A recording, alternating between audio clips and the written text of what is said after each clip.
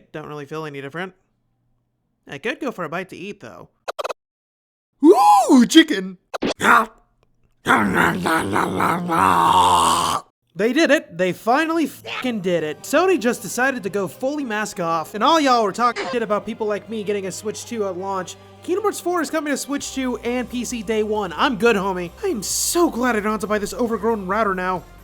You want out? Oh, yeah, recording. Cat left. Now, what to do with all these games and controllers I bought for it? Oh, hey, bro! You want some PS5 games? Yeah, you can have the red controller, too. Not my silver one, though. You can pry that from my cold, dead hands.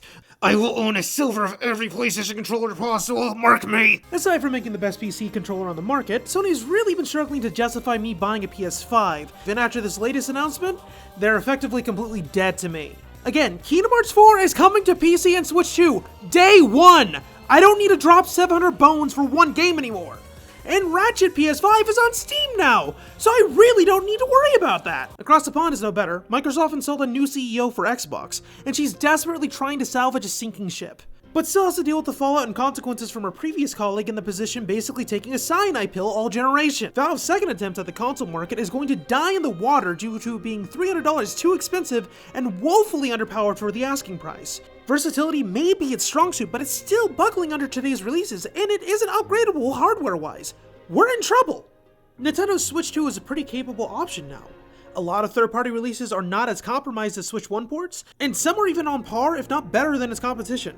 KH4's Switch 2 port looks like it's going to run at a capped 30, which is fine, but Devil May Cry 5 runs at an uncapped frame rate ranging to 90 frames per second, which is insane!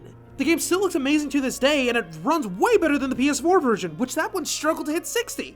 Be it the optimization or what, the Switch 2 can handle it if you actually put in the time and effort to make it work on the hardware. That being said, I wish I could say the same about how we get our games today. Okay, elephant in the room. All four of these companies have been really about business practices when it came to the consumer. Let me explain. I know some of you are thinking that I'm being harsh to one in particular. Don't worry, I have my reasons. Firstly, let's go with PlayStation, since they are in the news right now. None of it's good. After pulling some BS like removing the disk drive from the PS5 Pro and selling you the slim models as hybrids, to where you can pay an additional $80 to own your games properly, it's really bad. Hell, the console design clearly viewed the disk drive as an afterthought. Honestly, it was probably added at last minute to maintain compatibility. Still, the recent dodge in physical games completely in 2028 is sickening. This also confirms that the PS6 is going to be completely digital only, so, have fun with that. Oh, and don't think your library is safe. Oh no. Sony can just go in, delete your purchases from your account, just like that. Don't believe me? Well, tell that to all the people who lost their movies and TV show purchases due to the ending of the licenses. This happened to me. I had the entirety of Dot Hack Quantum on there. Now it's gone. I want to die. And you think they won't do that to your games? They were not lying when they said if you don't play your games within 30 days, the game will get locked. As you can see, this is Assassin's Creed Shadows, and click on the game. It says view product. What do you mean view product? And to prove to you, look, I have 109 hours on the game, 100% completion. And then when you go and try to play the game, it says view product. And if you click on view product, $70, bro. Oh, and this was recently found out. If you don't log into your account once every 3 years, it will be deleted with all your purchases. So hope your PS4 doesn't kill itself like mine tries to do every time I dare to boot it up. And to add insult to injury, they also announced that they will be shutting down the PS3 and PS Vita digital storefronts completely. Now, if you don't have those games downloaded on your aging hardware with the DLC, you'll never be able to access those games ever again. Isn't that great? I want you to imagine that if you couldn't play your physical games on your PS2 anymore, not because your disc drive doesn't work, oh no, it's because you don't have the license to play them anymore. It's absolutely nightmare fuel. Okay, let's look at Xbox next. To be fair, they always had exclusives I didn't really care for, and the controllers have really been ass for fighting games. Plus, they never got the weird third-party Japanese games that I like that Sony's always did, until they started censoring them so they had to escape to Nintendo, which is really odd. Suffice to say, my problems with Microsoft kinda go farther than that. Instead of trying to make good games and cultivating studios to make peak, they decide to buy out the competition and start forcing companies to design games by committee. Because, that works really well for Rare. They're the type that stamps out innovation and corporatizes everything, causing them to not understand the market at all, leading them to make terrible business decisions. The one thing they had going for them was Game Pass, but that's a double-edged sword. And to make matters worse, it's hastened the digital apocalypse that we are in. For a relatively small fee a month, you can download and play any game that is part of the Game Pass library, like a Netflix for games. This was great for letting gamers try before they buy, but it also harms sales for a lot of one-and-done games.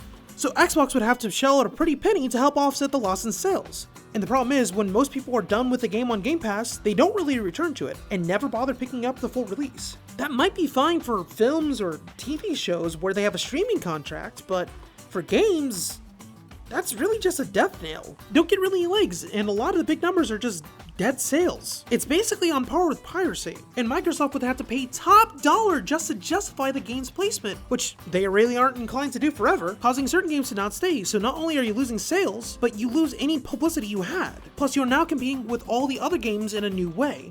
So yeah, it's really just a terrible business move for everyone. It's basically giving all this stuff away for free. The one saving grace is that you need to have an Xbox console to use it. So it pushes sales, I guess, but for hardware and not the games. But it doesn't really translate into games being bought on the actual system, causing them to shift all their quality exclusives and making them multi-platform to help recoup the cost. Oof. Nintendo. Boy.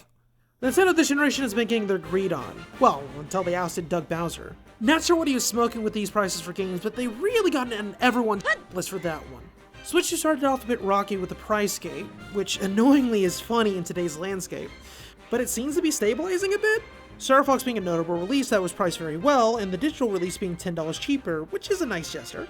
That being said, I can't justify game keycards. At that point, might as well put a code in the box. Damn GTA 6, I was kidding! Switch 2's internal storage was increased and compensated, but it's just an excuse for companies to not even bother optimizing their games for the hardware sizes. Square, I love your games, but for the love of God, fix your game sizes! I'm about to bring in the 9th copy of Kingdom Hearts 2 in my home. Why does it take up so much space on the hard drive? I mean, the Express SD cards with decent storage is really hard to come by, and it's always sold out. That was the one thing I was worried about when they said that the Switch 2 is going to be 4K. It's great that it's going to be very compatible with a lot of current releases.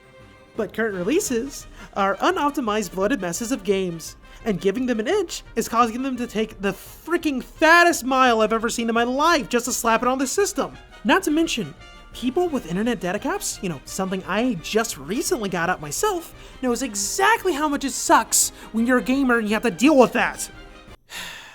Then we have Valve. Valve. I both love and hate you. You want to know the entire reason why modern PC cases no longer have a space for an internal disk drive? It's because of them. Pro consumer and sales every day me all you want. But Valve is the reason why Sony is stopping physical games, Xbox would rather you pay a subscription, and Nintendo thinks a game keycard is good enough instead of making a game cart with higher capacity. Digital sales for games are much higher as a market cap over physical, mainly because Steam is literally the market leader. Convenience is another factor, because you are all lazy gits who don't want to leave your house and hate the prospect of waiting. Plus, FOMO is a real thing and it sucks. I bought a PS4 for Kingdom Hearts 2.8 day one, just so I wouldn't be spoiled on what is essentially a ground zeros for Kingdom Hearts 3.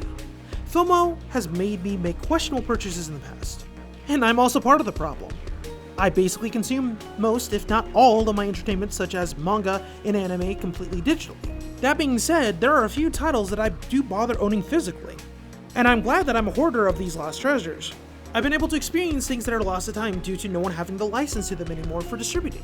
I bet you can't find G Gundam's dub legally online, can you? You should have bought the collector's edition Blu-ray like my brother's girlfriend did back in the day, idiot! All this 90s dubbing is mine to behold. Here I go! Shining Finger! In that case, darkness! Finger!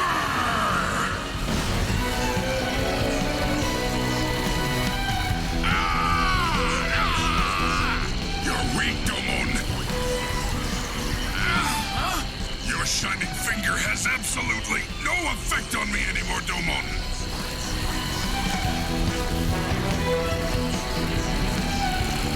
Ah! also the case for censorship and making changes too. In most cases, the broadcast version is inferior to the physical release, but I do know the fact that a lot of dub releases are just the broadcast versions and not updated releases with improved animation, which sucks. Still, I own it forever. Well, until Discroc takes it, then I'm fucked. But I'll probably be dead before that happens because I take care of my things. So who cares after that? But digitally is so much easier. I don't have to get up and put in the disc in, or I have to wait for it to be shipped to me. I just have it in an instant. Stream/download it on my console for the limited time that is allowed. Then it's gone forever. Never to be seen again. And always when I'm not looking or paying attention. But that's fine. It's all about convenience, right? Convenience is going to kill the human race. I mean, the whole point of AI that is killing the personal computing market is for that, right? Convenience. It's to make all the information and creativity in one convenient place. So you don't have to go out and buy new games or personal computers. You can just use cloud computing to stream your games, or better yet, make your own games. That way they don't have to keep game designers employed. You can just generate your own entertainment from a prompt and have your dopamine receptors sufficiently satisfied. No need to strive for anything else. You can't enjoy anything else. It's too expensive. But it's not like you own anything anyway. No, you are licensing it. And at some point, at the right holder's choosing, you will not be allowed to access that anymore. We will live in the pod, own nothing, and you will be happy. Because you won't have a choice. Or, I could just go play Ocarina of Time again. Please, please, please, please don't suck like Majora's Mask 3D did, please! You finished another thing, huzzah! Yeah, sorry for the long delay between videos. I tend to only do them when I feel like I have something to say. And I was bogged down with onboarding at my new job. And a game jam project stalling out because the aforementioned onboarding. Still balls deep into that right now, so hopefully things will clear up soon on that front. In other news, I should be able to get more animated content out for you guys because I can pay for help finally! Huzzah! I'm currently working on finalizing a script and getting the first part done for it. Hopefully that can drop soonish. Again, I'm still dealing with a lot of things on my plate, but once I get those out of the way, we're good to go. Anyway, until next time.